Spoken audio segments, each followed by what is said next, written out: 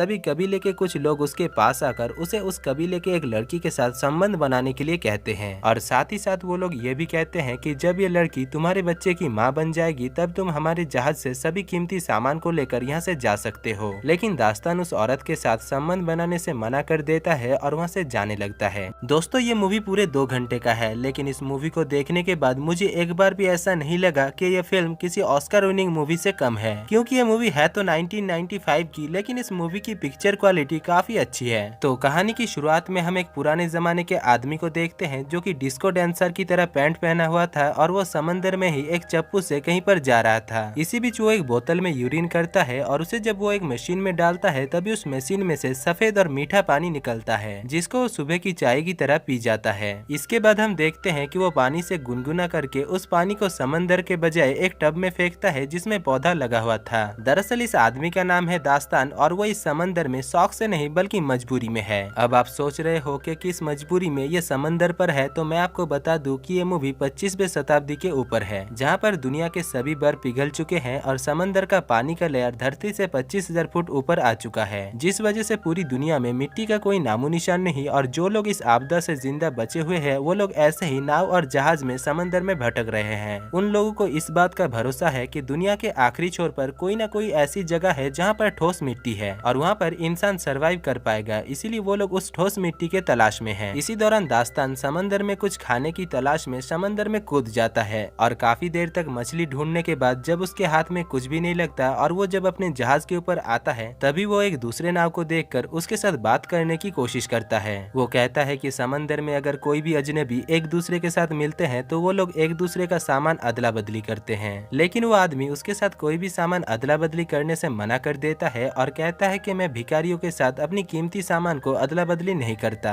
दरअसल उस आदमी ने दास्तान के जहाज से संतरे चुराया है और इसीलिए वो दास्तान को इग्नोर करके वहाँ से जाने लगता है। लेकिन तभी वहाँ पर 2 समुद्री लुटेरे भी पहुँच जाते हैं, जिसको देखकर वो आदमी दास्तान को वो संतरे दिखाकर अपने बोट को लेकर वहाँ से भागने लगता है। पर दास्तान को जहाज चलाना काफी अच्छी तरीके से आता था, इसीलिए वो अपने जहाज को उस आदमी के पीछे भगाता है और आखिर में उस नाव को बहुत ही बुरी तरीके से तहस नहस करके वहाँ से भाग जाता है। दूसरी तरफ हम उन दोनों लुटेरों को देखते हैं जो कि हाथ में AK-47 लेकर उस आदमी को पकड़ लेता है और उसे जान से मार डालता है। इसके बाद दास्तान अपने जहाज को लेकर समंदर के ऊपर मौजूद एक कबीले के पास जाता है और अपने पास मौजूद कबाड़ी के सामान को उन्हें दिखाता है, लेकिन उस कबीले का सरदार ये सब कुछ खरीदने से मना कर देता है और कहता है कि हमें इन सारे सामानों की कोई भी जरूरत नहीं है। दरअसल ये जगह समंदर का एक स्टेट बैंक है जहाँ पर सभी व्यापारी बिजनेस करने के लिए आते हैं और उन्हें यहाँ पर सामान के बदले में पैसे मिलते हैं। यहाँ पर दास्तान उन्हें अपने पास रखी हुई मिट्टी को दिखाता है और वो लोग अपने टीन पत्ती के दरवाजे को खुल जा सिम कहकर दास्तान के लिए खोल देते हैं। असल में चारों तरफ पानी होने की वजह से मिट्टी की कीमत अभी सोने से भी ज्यादा है और वो लोग उस मिट्टी से अनाज की खेती कर सकते हैं, इसीलिए वो लोग उस मिट्टी की वजन करते हैं और दास्तान को उस मिट्टी के लिए 4 सिक्का देते हैं। लेकिन दास्तान उनसे कहता है कि उसे इस मिट्टी के लिए उन्हें 4 सिक्का नहीं बल्कि 8 सिक्का देना होगा, जिसको सुनने के बाद वो लोग मान जाते हैं। इसके बाद दास्तान उन पैसों को लेकर एक दुकान पर जाता है जो कि सिर्फ नाम का ही दुकान था, क्योंकि उस दुकान में ऐसी कोई भी सामान नहीं थी जिसको दास्तान खरीद सके। इसीलिए दास्तान वहाँ पर पैसे देकर पानी खरीदता है और टमाटर का एक पेड़ खरीदता है, जिसके लिए उसे अपने आधे सिक्के उस दुकानदारिनी को देना पड़ता है जिसका नाम था काविया। अब दास्तान जब अपने सामान को लेकर वहाँ से जा रहा था तभी कबीले के कुछ लोग उसके पास आकर उसे उस कबीले के एक लड़की के साथ संबंध बनाने के लिए कहते हैं और साथ ही साथ वो लोग ये भी कहते हैं कि जब ये लड़की तुम्हारे बच्चे की माँ बन जाएगी तब तुम हमारे जहाज से सभी कीमती सामान को लेकर यहाँ से जा सकते हो। दरअसल वो लोग दास्तान को उस लड़की के साथ संबंध बनाने के लिए इसलिए कह रहे थे क्योंकि दास्तान काफी शक्तिशाली मर्द है और उसका जो बच्चा पैदा होगा वो भी काफी शक्तिशाली होगा। लेकिन दास्तान उस औरत के साथ संबंध बनाने से मना कर देता है और वहाँ से जाने लगता है, जिस वजह से कबीले के लोग सोचते हैं कि शायद दास्तान कोई इंसान नहीं बल्कि एक जलपरा है, क्योंकि इतने दिनों तक अकेला रहने के बाद कोई भी मर्द किसी भी औरत के साथ संबंध बनाने से मना नहीं कर सकता है। इसीलिए वो कबीले के लोग दास्तान के ऊपर शक करके दास्तान को पकड़ लेते हैं और उनमें से एक आदमी देखता है कि दास्तान के कान के पीछे एक अजीब सा निशान है जो कि दरअसल जलपरा के कान के पीछे होता है। इसीलिए कबीले के सभी लोग मिलकर दास्तान को पकड़ लेते हैं। इसके बाद दास्तान को वो लोग एक पिंजरे में डालकर पानी में डुबाकर मारने लगते हैं और यहाँ पर हमें पता चलता है कि वो लोग किसी भी इंसान को मारने के बाद उसे फेंकने के बजाय उसके शरीर को पिघलाकर खाद बनाते हैं, जिसको वो लोग पेड़ और पौधे में डालकर फसल उगाते हैं। अब दास्तान को जब वो लोग पानी पानी में डुबाकर मार रहे थे तभी उनके कबीले के ऊपर कुछ लुटेरे हमला कर देता है, जिस वजह से कबीले के सभी लोग इधर उधर भागने लगते हैं। यहाँ पर हम देखते हैं कि उन लुटेरों के पास बड़े बड़े महंगे महंगे हथियार से लेकर फाइटर जेट भी है, जो कि यूक्रेन के पास भी नहीं है। वो लोग अपने महंगे महंगे हथियार से उस कबीले के ऊपर अंधाधुंध गोलियां चलाते हैं, जिससे वो कबीला पूरी तरीके से तहस नहस हो जाता है। इधर काव्या दास्तान को डूबते हुए देखकर उसके पास आती है और उससे कहती है कि वो उसे बचा सकती है, लेकिन इसके लिए दास्तान को उसे अपने साथ अपने जहाज में लेकर जाना होगा।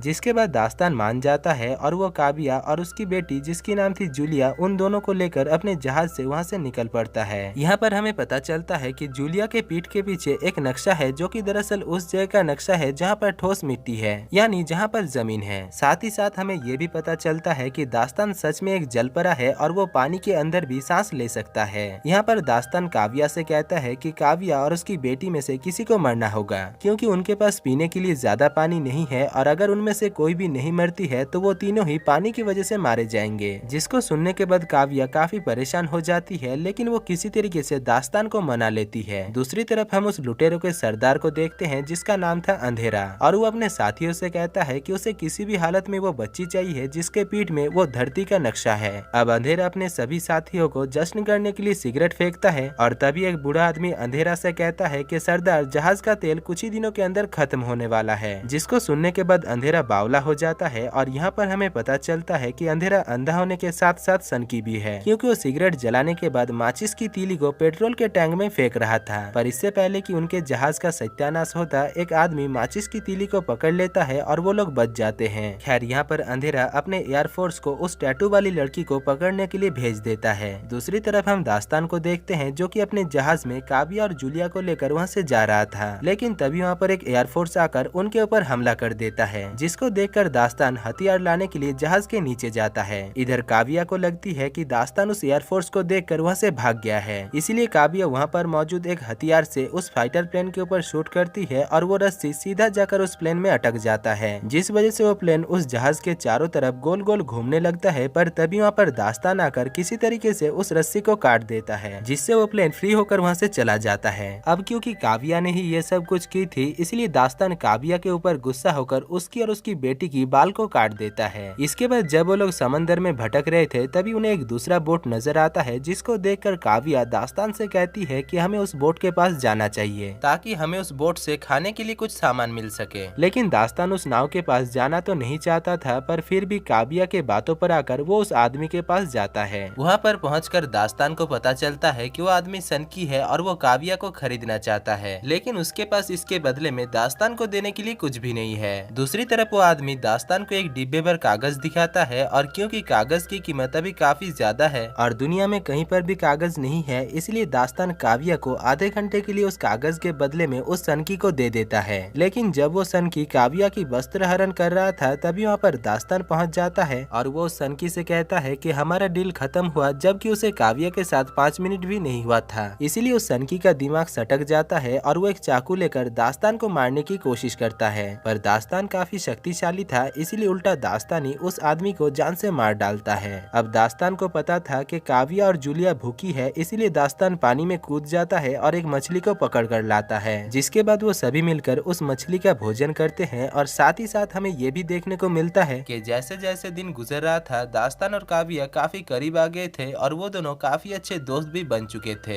इसी दौरान एक दिन दास्तान देखता है कि उसके जहाज के पीछे एक नाव है, जिसको देखकर दास्तान को कुछ भी समझ में नहीं आता। पर जब काव्या उस जहाज को देखती है तभी वो समझ जाती है कि वो जहाज समुद्री लुटेरों का है, इसीलिए वो दास्तान को बताती है कि वो समुद्री लुटेरा है और वो लोग जूलियन के पीछे है, क्योंकि जूलियन के पीठ में दुनिया के आखिरी छोर में मौजूद धरती का नक्शा है। जिसको सुनने के बाद दास्तान काव्या से कहता है कि ऐसी कोई भी जगह होती ही नहीं। इधर काव्या कहती है कि हाँ होती है, क्योंकि उसे जब जूलिया मिली थी तब जूलिया के पास मिट्टी थी और मिट्टी सिर्फ धरती पर ही मिलता है। यहाँ पर हमें पता चलता है कि जूलिया काव्या को पानी में बहते हुए मिली थी। इधर दास्तान को काव्या की इस बात पर बहुत गुस्सा आता है और वो काव्या को एक बॉक्स में डालकर समुद्र के नीचे लेकर जाता है। और वहाँ पर पहुंचकर काव्या देखती है कि समंदर के नीचे बहुत सारे आलीशान बिल्डिंग है जो कि अभी पानी के नीचे डूब गए हैं। खैर, जब वो दोनों पानी से बाहर आते हैं तभी वो दोनों देखते हैं कि समुद्री लुटेरा उनके जहाज के ऊपर कब्जा कर लिया है और अब वो लोग उनको भी पकड़ लेते हैं। यहाँ पर वो समुद्री लुटेरे उन दोनों से पूछते हैं कि जूलिया कहाँ पर है, लेकिन क्योंकि क्योंकि उन दोनों को जूलिया के बारे में कुछ भी पता नहीं होता, इसीलिए वो दोनों कहते हैं कि उन्हें जूलिया के बारे में कुछ भी पता नहीं है। जिसको सुनने के बाद वो लुटेरों का सरदार अंधेरा अपने लोगों को दास्तान और काव्या को मारने के लिए कहता है। दूसरी तरफ हम जूलिया को देखते हैं जो कि जहाज के नीचे छुपी हुई थी और वो उन दोनों को मरते हुए सुनकर जहाज से बाहर आ जाती है और वो लुटेरा उसे पकड़ लेता है। इसके बाद हम देखते हैं कि अंधेरा अपने साथियों को दास्तान और काव्या को मारने के लिए कहता है, लेकिन दास्तान काव्या को लेकर किसी तरीके से पानी में कूद जाता है। अब पानी के अंदर काव्या दास्तान से कहती है कि वो पानी के अंदर सांस नहीं ले सकती है, जिसके बाद दास्तान उसे पानी के अंदर लेकर जाता है और उसे अपने मुंह से सांस देता है। खैर कुछ देर बाद जब वो दोनों पानी से बाहर आते हैं तभी वो दोनों देखते हैं कि वो समुद्री लुटेरे उनके जहाज को पूरी तरीके से तबाह कर दिया है। अब क्योंकि उनके पास और कोई जहाज नहीं था, इसीलिए उन्हें मजबूरी में उस टूटे हुए जहाज के टुकड़े पर ही रहना पड़ता है। इसी बीच वो दोनों एक दूसरे के साथ बात करते हैं और काव्या दास्तान के ऊपर पिघल जाती है, जिस वजह से वो दोनों पानी के ऊपर ही एक दूसरे के साथ संबंध बनाते हैं। इसके बाद दास्तान को पानी के नीचे एक कागज मिलता है जो कि उसे उस सनकी आदमी ने दिया था। उसको देखने के बाद दास्तान को पता चल जाता है कि सच में दुनिया के आखिरी छोर में जमीन है जहाँ पर इंसान रह सकते हैं और उस जगह पर जाने का नक्शा और किसी के पास नहीं बल्कि जूलियन के पीठ के पीछे है। इसीलिए दास्तान फैसला करता है कि वो किसी भी हालत में जूलियन को ढूंढ कर ही रहेगा।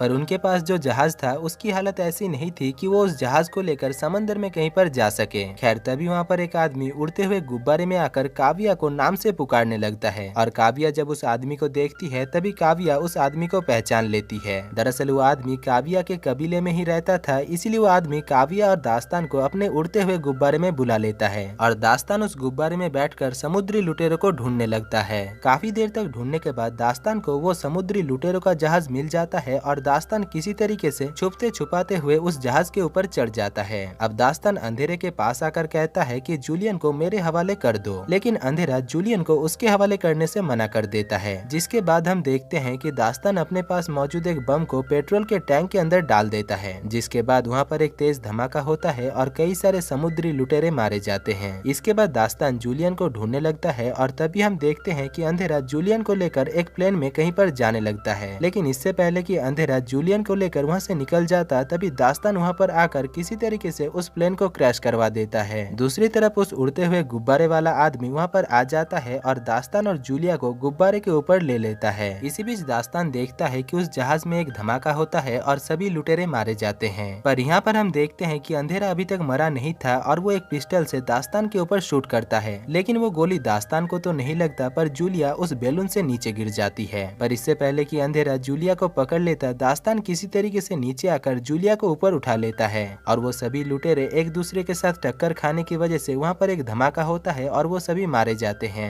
अगले सीन में हम देखते हैं कि उस बुढ़े आदमी को नक्शा पढ़ना आता था और वो जूलिया के पीठ के पीछे जो नक्शा था उसे पढ़ लेता है। इसके बाद वो लोग फाइनली उस जगह पर पहुंच जाते हैं जहां पर जमीन है। अब जमीन पर पहुंचकर वो लोग काफी खुश होते हैं और उन्हें वहां पर एक झोपड़ी देखने को मिलती है, जिसके अंदर घुसते ही उन्हें वहां पर दो कंकाल देखने को मिलती है जो कि दरअसल और किसी की नहीं बल्कि जूलिया के माता पिता के हैं। और यहाँ पर वो टैटू करने वाला हथियार भी है जिसके जरिए उन लोगों ने जूलिया के पीठ में उस धरती का नक्शा बनाया था। खैर इसके बाद दास्तान उन सभी को वहीं पर ही छोड़कर वहाँ से जाने लगता है, क्योंकि दास्तान एक जलपरा है और वो पानी में रहना ही पसंद करता है। और दोस्तों इसी के साथ ही इस खूबसूरत मूवी की कहानी खत्म हो जाती है। तो दोस्तों अगर आपको इस मूवी की कहानी और मेरा काम अच्छा लगा है तो आप मेरे चैनल को जरूर विजिट करना, क्योंकि आपको मेरे चैनल पर ऐसे ही और भी कई सारे मजेदार और खूबसूरत मूवी की कहानी मिल जाएगी। बाकी मैं मिलूंगा आपसे ऐसी ही कोई मजेदार मूवी की कहानी को लेकर, तब तक के लिए जय हिंद।